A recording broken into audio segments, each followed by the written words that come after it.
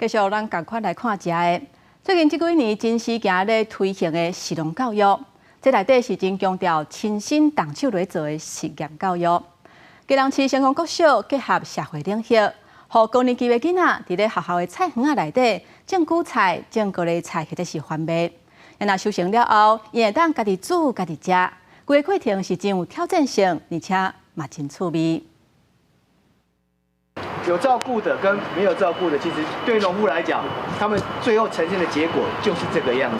晓到了，基隆成功国小601班的学生囡仔来校3楼马兰大的菜园，标记601班的几啊盆美食地，这是因3个月前所种的韭菜。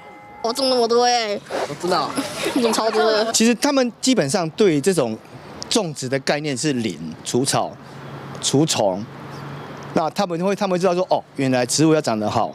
必须经过这些过程，好，还要给他们定期给他们肥料。家己动手抠草，做有机肥灌溉，用心照顾的韭菜发了真水，已经会当收成啊！因好咧，把韭菜加落来，看仔细，差2公分，差2公分再剪。先靠一下。来到授教授。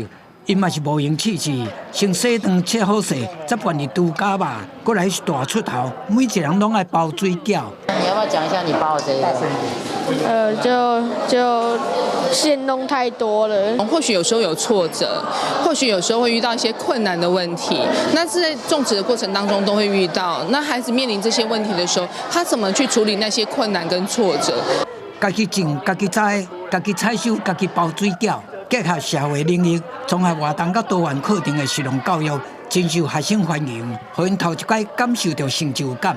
融合了各领域以及基隆在地的一个社区文化的这样子的精神，以及这样子的特色，来推广这样子的实农教育。按生活情境处罚，了解食物的来源，要安怎选择食物，到反思环境，这个过程学生拢高度参与，每一个学生拢是教室的主人。记者综合报道。